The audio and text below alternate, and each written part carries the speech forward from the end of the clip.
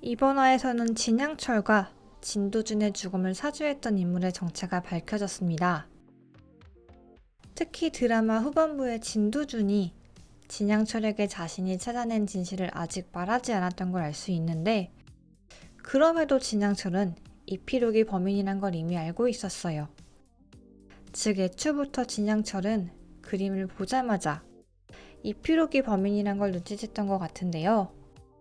하긴 한평생 부인의 그림을 봐왔을 텐데 그걸 남편인 진양철이 못 알아봤을 리가 없겠죠. 차 번호를 쓸 때 묻은 흰 동백꽃 인장으로 밝혀진 이필옥의 정체.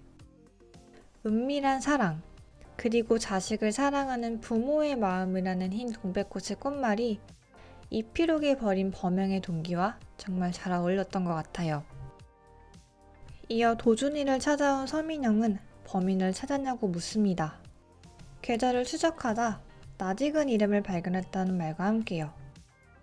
하지만 이미 이필옥과 거래를 한 도준이는 그 거래 계좌 내역을 보지 않고 그대로 이 사건을 덮겠다고 말하는데요. 아마도 여기서 시작된 불법 자금이 전생의 윤현우를 죽게 만들었던 600억과 연관이 돼 있지 않을까 싶어요.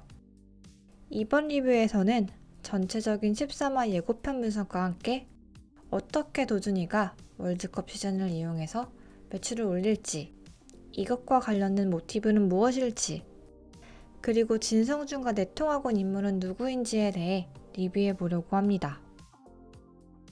이필옥에게 자신을 정말 죽이려 한 거냐고 말을 했음에도 자신이 이필옥에게 이런 말을 했던 것조차 기억하지 못하는 진양철.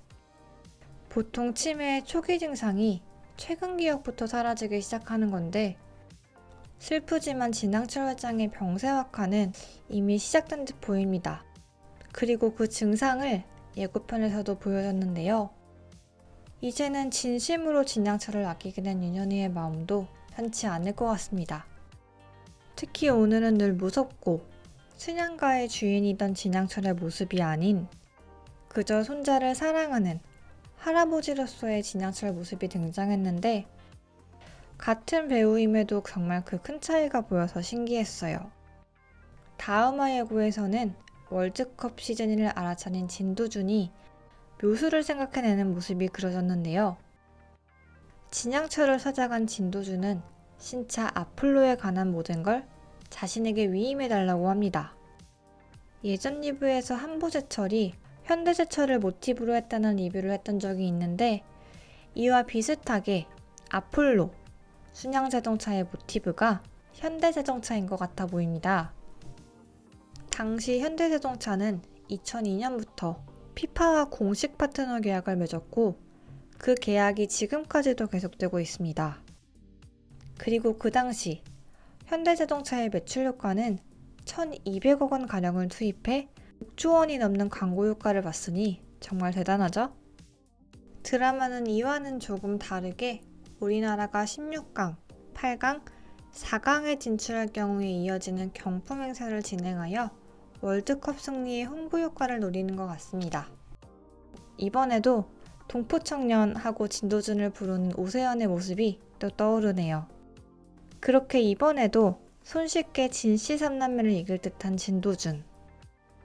하지만 아직 진짜 빌런이 남아있죠.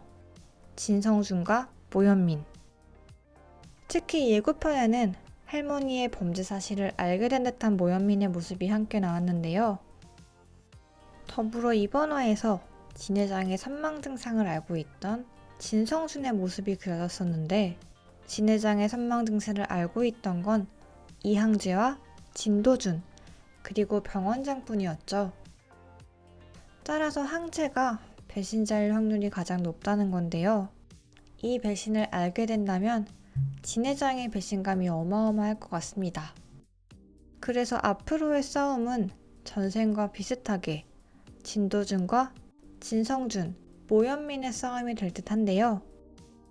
이미 미래를 알고 있는 자와 그걸 모르는 자의 싸움이기 때문에 역시 사이다를 기대해 봅니다.